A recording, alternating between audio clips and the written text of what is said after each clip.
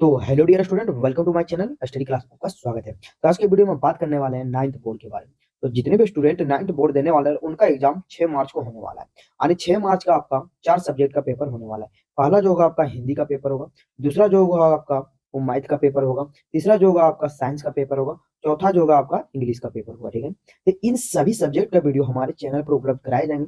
तो जितने भी स्टूडेंट चैनल पे नहीं होते चैनल को जरूर सब्सक्राइब कर लें। ठीक है, इससे पिछले वाले क्लास में हम लोग हिंदी के 40 मोस्ट बीबीआई ऑब्जेक्टिव क्वेश्चन को देख लिए थे। ठीक है, आज के इस वीडियो में हम लोग साइंस के 40 मोस्ट बीबीआई ऑब्जेक्टिव क्वेश्चन को हम लोग देखने वाले हैं। तो जितने भी स्टूडेंट को वीडियो पसंद आएगा वीडियो को फटाफट शेयर कर देंगे, और अगर वीडियो अच्छा से पसंद और समझ आ जाएगा तो वीडियो को जरूर से प्यारा सा लाइक कर दें। ठीक है, और कमेंट कर दें कि अगला वीडियो आप लोग को कौन सा चाहिए। ठीक है, चलिए हम लोग ज्यादा लेट नहीं करते हैं, फटाफट जितने भी क्लास 9th के स्टूडेंट है वो फटाफट वीडियो को फुल वॉच करेंगे और आप 6 मार्च वाले पेपर में फोड़ सकते हैं। ठीक है, विज्ञान से। ठीक है, चलिए हम लोग पहला प्रश्न पर आते हैं। तो पहला प्रश्न है हमारा कि कौन सदिश राशि नहीं है।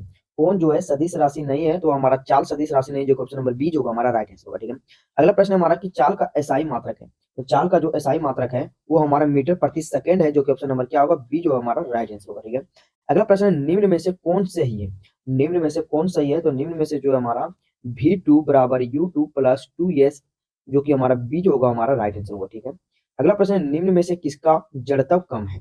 निम्न में से क्या है, किसका जड़त्व जो है वह कम है, तो जो हमारा हो जाएगा साइकिल का, जो ऑप्शन नंबर बी जो होगा हमारा वो राइट आंसर होगा। ठीक है, अगला प्रश्न है हमारा कि 2 केजी द्रव्यमान पर वस्तु लगभग 5 मीटर सेकेंड स्क्वायर के त्वरित करने के लिए कितने बल की आवश्यकता होती है। तो कितने बल की आवश्यकता है, तो 10 न्यूटन बल की आवश्यकता होती है, जो ऑप्शन नंबर क्या होगा, बी जो होगा हमारा वो राइट आंसर होगा। अगला प्रश्न है कि किसकी गतिशील पिंड का वेग आधा करने का उसका समय गेहूं हो जाता है। इसमें गेहूं किसका हो जाता है, तो हमारा किसका हो जाता है, तो आधा हो जाता है, जो क्वेश्चन नंबर ये जो होगा हमारा वो राइट आंसर होगा। अगला प्रश्न है कि सभी ग्रह सूर्य की परिक्रमा करते हैं, इसका कारण है। तो इसका क्या कारण है, इसका जो कारण है हमारा गुरुत्वाकर्षण बल है, जो क्वेश्चन नंबर ये जो होगा हमारा वो राइट आंसर होगा। ठीक है, अगला प्रश्न है कि 9n के भार पर पिंड का द्रव्यमान है। और 9n के भार पर पिंड का द्रव्यमान कितना है, तो हमारा 10 केजी, जो क्वेश्चन नंबर बी जो होगा हमारा वो राइट आंसर होगा। ठीक है, अगला प्रश्न है चंद्रमा पर 60 केजी ग्राम द्रव्यमान की वस्तु पर का भार होगा। तो वस्तु का कितना भार होगा, जो वस्तु का भार होगा वो हमारा 10n होगा, जो क्वेश्चन नंबर डी जो होगा हमारा वो राइट आंसर होगा। ठीक है, अगला प्रश्न है निम्न में से कौन सही है। तो निम्न में से जो सही है हमारा कार्य बराबर बल गुने विस्थापन सही है, जो ऑप्शन नंबर बी जो होगा हमारा वो राइट आंसर होगा। अगला प्रश्न है शक्ति का मात्रक है, यानी शक्ति का मात्रक क्या है, तो हमारा वाट है, जो ऑप्शन नंबर बी जो होगा हमारा वो राइट आंसर होगा। अगला प्रश्न है ध्वनि का वेग किसमें अधिक होता है। यानी जो ध्वनि का वेग है वह किसमें अधिक होता है, तो हमारा ठोस में होता है, जो ऑप्शन नंबर ये जो होगा हमारा वो राइट आंसर होगा। ठीक है, अगला प्रश्न है कि किस तरंग के तरंग वेग भी और तरंग दैर्घ्य, यानी कि तरंग दैर्घ्य तथा आवृत्ति n से संबंध होता है। तो किससे संबंध होता है, तो हमारा होता है v इक्वल टू एन गुने इतना, यानी ऑप्शन नंबर जो बी होगा हमारा वो राइट आंसर होगा। अगला प्रश्न है निम्न में से किसका पदार्थ, यानी निम्न में से कौन सा पदार्थ है। तो निम्न में से कौन सा पदार्थ है, वो ठंडे पेय पदार्थ है, जो ऑप्शन नंबर क्या होगा, बी हमारा राइट आंसर होगा। ठीक, अगला प्रश्न है हमारा कि 100 डिग्री सेल्सियस तापक्रम का बराबर है। तो 100 डिग्री सेल्सियस का तापक्रम बराबर कितना है, तो 373 केल्विन है, जो कि ऑप्शन नंबर क्या होगा, बी जो होगा हमारा वो राइट आंसर होगा। ठीक है, अगला प्रश्न है जल का क्वथनांक होता है। तो जल का जो क्वथनांक होता है वो हमारा लगभग 373 केल्विन होता है, जो ऑप्शन नंबर बी जो होगा हमारा वो राइट आंसर होगा। अगला प्रश्न है हमारा कि निम्न में से कौन कोलाइड है। निम्न में से कौन कोलाइड है, तो हमारा गोंद कोलाइड है, जो क्वेश्चन नंबर सी जो हमारा वो राइट आंसर होगा। अगला प्रश्न है कि निलंबन में परिक्षेपित कणों का आकार होता है। तो निलंबन में परिक्षेपित कणों का आकार जो होता है हमारा 100 nm से बड़ा होता है, जो क्वेश्चन नंबर ये जो होगा हमारा वो राइट आंसर होगा। अगला प्रश्न निम्न में से कौन सा तत्व नहीं है। निम्न में से कौन सा तत्व नहीं है, जो कि ऑप्शन नंबर पानी जो हमारा तत्व नहीं है, डी आंसर राइट होगा। ठीक है, अगला प्रश्न है हमारा जो साधारण नमक का रासायनिक सूत्र होता है। जो साधारण नमक होता है उनका रासायनिक सूत्र होता है NaCl, जो कि ऑप्शन नंबर क्या होगा, ये हमारा राइट आंसर होगा। ठीक है, अगला प्रश्न है कि सूत्र H2O का साधारण नाम क्या है। तो H2O का साधारण नाम जो है हमारा वो है हमारा जल। क्या है, जल, जो कि ऑप्शन नंबर डी जो होगा हमारा वो राइट आंसर होगा। ठीक है, अगला प्रश्न 0.4 मोल CO2 के बराबर है। तो कितना बराबर है, तो हमारा जो बराबर है वह लगभग 7.6 ग्राम है, जो कि ऑप्शन नंबर क्या होगा, बी हमारा राइट आंसर होगा। ठीक है, अगला प्रश्न है हमारा कि 6.022 गुने 10 पर पावर 23, यानी कणों के समूह को क्या कहा जाता है। जो कणों के समूह है उसे क्या कहा जाता है, तो जो कणों के समूह है उसे माल कहा जाता है। ऑप्शन नंबर ये जो होगा हमारा वो राइट आंसर होगा। अगला प्रश्न है कि मैग्नीशियम की परमाणु संख्या है 12 है। मैग्नीशियम की परमाणु संख्या 12 है तो इसकी संयोजकता क्या है?